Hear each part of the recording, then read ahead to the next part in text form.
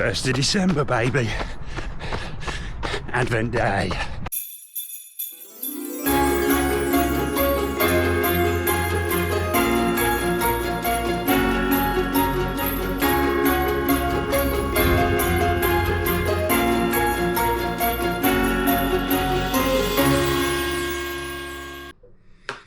Already been for me run.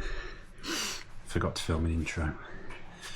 I'll just put my cap back. You'll never know. You'll never know. It's fine. All right, am ya? Want to talk about the trainers that I've been using that got me through a half marathon with a broken toe. 150 plus miles now. The Asics MegaBlast.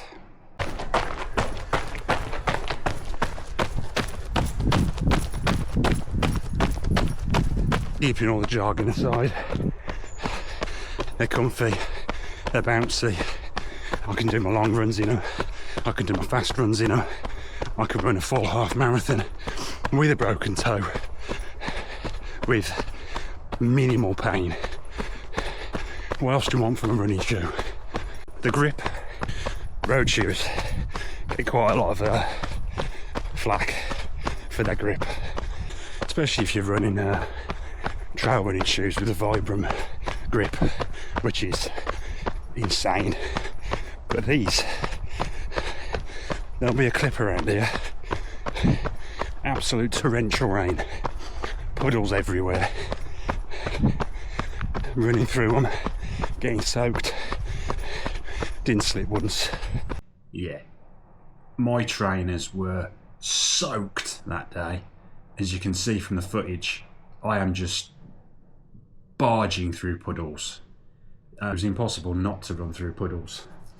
But I mean, they were soaked. As you'd expect running in that weather. I mean, unless you're going to buy some Gore-Tex trainers, which then you got the issue of no breathability and your feet are going to sweat and stink, and yeah. But yeah, I mean, they're fine. They're fine in the rain. They did what they're supposed to do. Can't complain. 0 degrees this morning. Frosty, obviously. Again, no shoes with grip. And I'm running on an old railway line in road running shoes, which I've done umpteen times building up to this. No issues, grip's fine, still springy, still bouncy, still responsive, 150 plus, whatever that says, miles in. And they still feel like they did when I took them out of the box.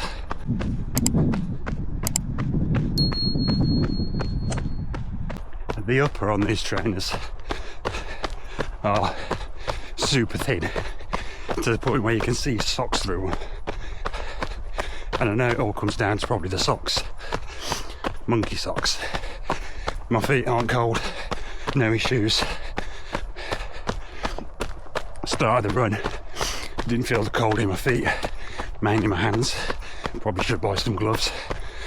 But yeah, soaking wet the other day. Shoes were sopping.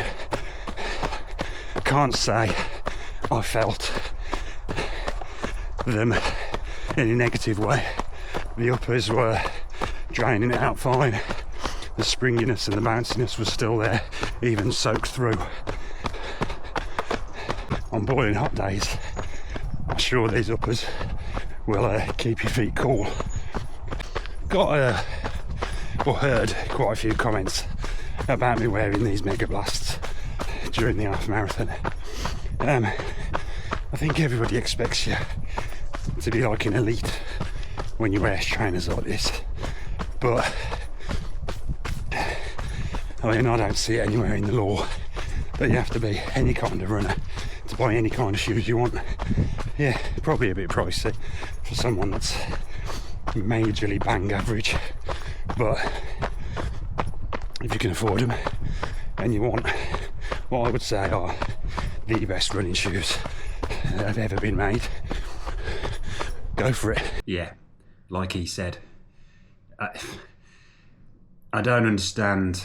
I mean, it's not so much anymore, but claiming you can't buy expensive running shoes, or judging someone because you buy expensive running shoes when you're not a good elite runner. Buy what you want, man. Who cares? You want some expensive running shoes? I am the epitome of all the gear and no idea. Buying stuff like that encourages me to do it more. So,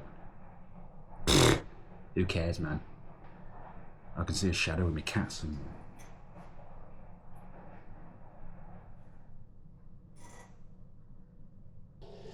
So yeah, to sum up, they are expensive. I got mine from sportshoes.com, which obviously no affiliation or anything on this tiny little channel, but yeah, I think you can get 10% off if you for your first order. They're always sending you deals. Yeah, you don't have. I don't think you'll ever pay full price for anything from that company. To be fair, came within a couple of days, no issues. They've just brought out another colourway, or bringing out another colourway. As I'm filming this, obviously, if you happen to stumble upon this in 6 months' time, they're probably already sold out. Nice green colour, actually. Do I need 2 pairs? Yes. But yeah, great shoes.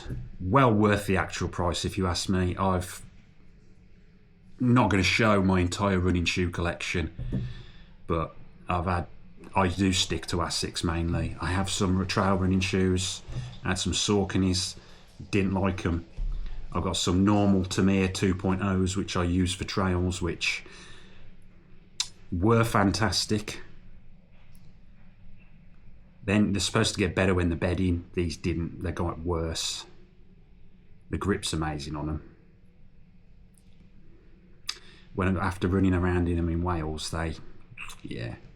not so great anymore. But these, like I say, I'll put the mileage that I've done in them somewhere at some point in this video. But yeah, it's still like new, still out of the box. They were amazing out of the box. First running them, brill.